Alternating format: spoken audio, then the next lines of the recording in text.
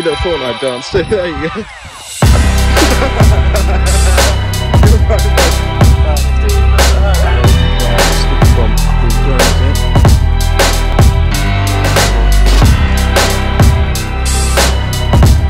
So we're Vans Without Borders, a humanitarian team from the UK who are here to deliver essential aid to vulnerable Ukrainian people.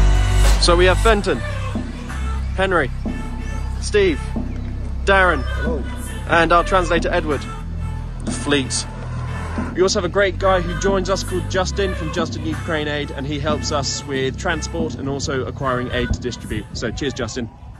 So we're on our way back to the village in Kherson Oblast that we were in yesterday and had to flee. Over there. We're really f***ing exposed here as well, boys. Let's go, let's go, let's go! Drying up now. Got flashing lights on it. The explosions just got louder and louder while we were there stuck. I'd say it's the closest we've been. The Russian rocket was about 30 metres overhead.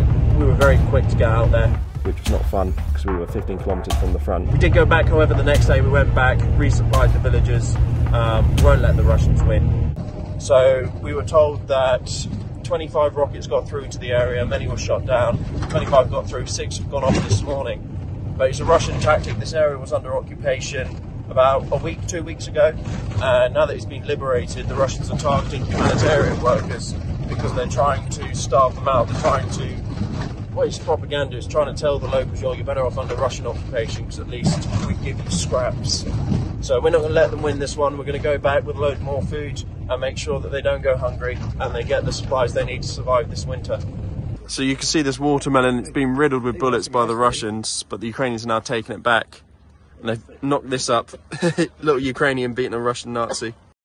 We were told at the front by some of the soldiers we were helping, they couldn't believe that young people from Britain had come to help them when some of their own young people hadn't stayed to fight. Just been talking to one of the Ukrainians who live in this village. From breakfast to lunch, they've had 13 rockets fired over the village coming from the Russian side. And they're non-stop looking up in the air all the time.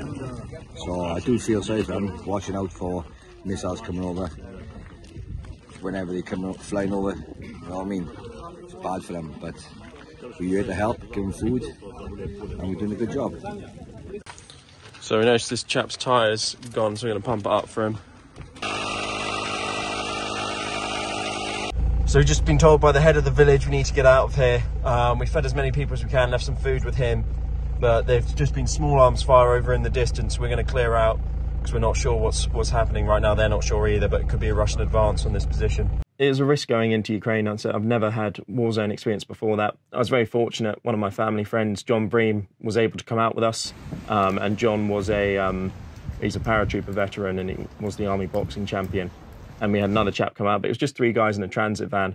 John helped us with the security side because I felt comfortable being with him, and I have worked with a lot of veterans since then. It's great having them on the team because they are very security oriented.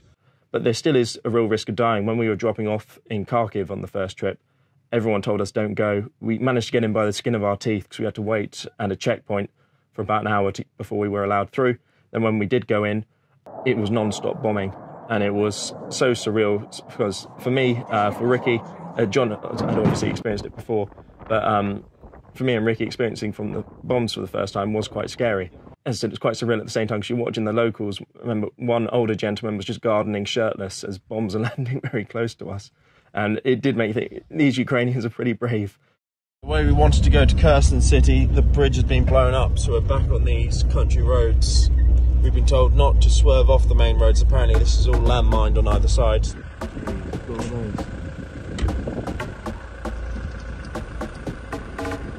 that car must have hit a mine. So the guy said that the road ahead's mined. The army's just told us we need to reverse back up this way. And we're told to go down this route by the Ukrainian soldiers. Stopped by another Ukrainian soldier. He's like, what are you doing? I'm like, oh, what do you mean? He said, landmines all in front and they're all around us, so we had to reverse all the way back up.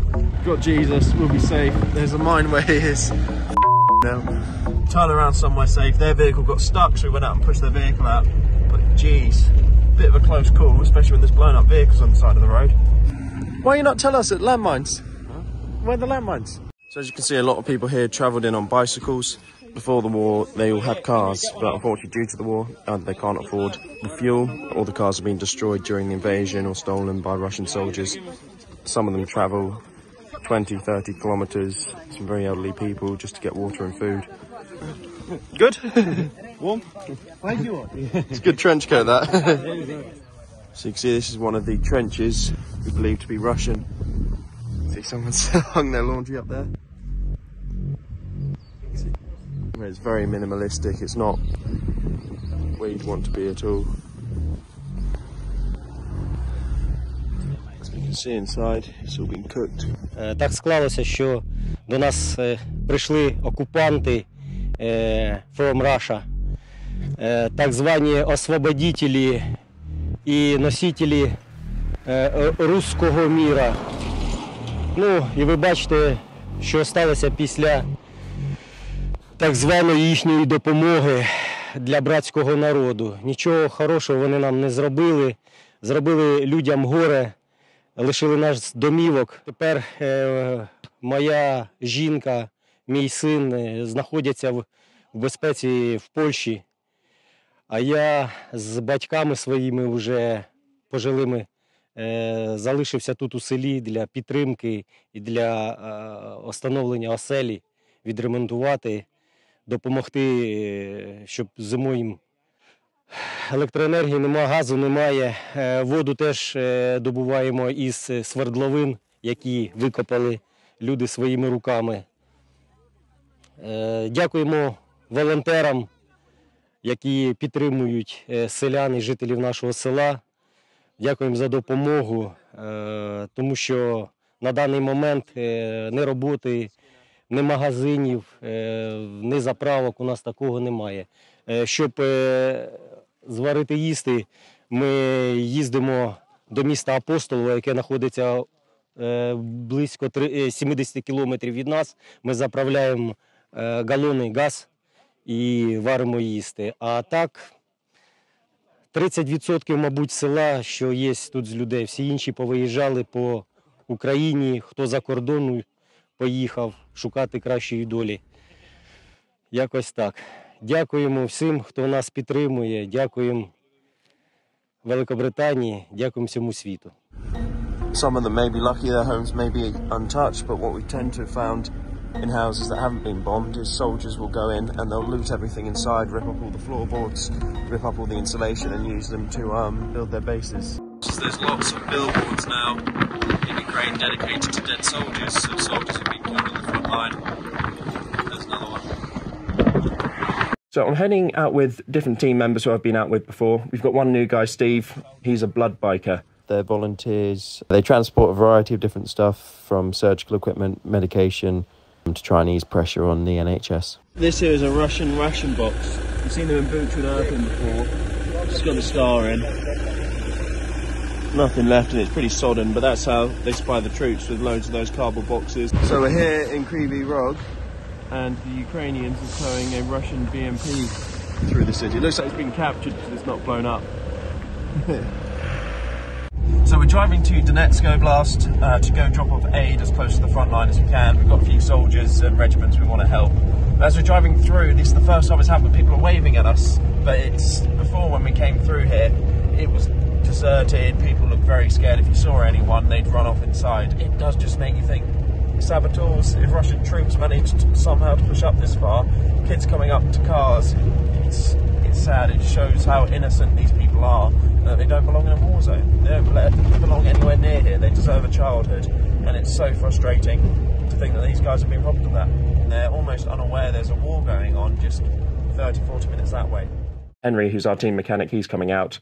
He works for Southwest Trains, and so he's trained up as a engineer. So currently we're cable tying the car back together, and he's really useful, particularly now we've got the Isuzu, which is quite an old vehicle, because he's able to patch up any problems that may come from it. Been whizzing around the front, and we just realised Terrence is So the chap's not telling us how he managed to come across this today, but he's got a badge which is from the Donetsk People's Republic, so it's a Russian one, is it? So spontaneously found it. So while we were in Donetsk Oblast delivering some aid to the villages around there, we stayed with a guy called Alex and his team. Alex is an officer in the Ukrainian army, and he had quite interesting comments about the Ukrainian war. We all defend our country and freedom of world, usually. For all Russian, I say that it's very big mistake that they do, and we victory. So we noticed there's a coal mine over there, and our token Northerner Steve feels at home. So this is a rocket which has gone in and not exploded. That's, I guess, how it digs through the mud. So we just climbed up here and realised that's a sticky bomb being thrown at it. It's not gone off.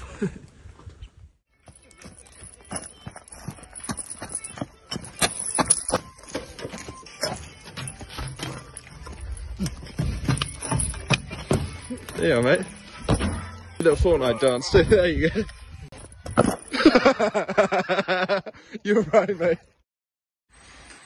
I don't think they're very impressed with you. Life moves on, doesn't it?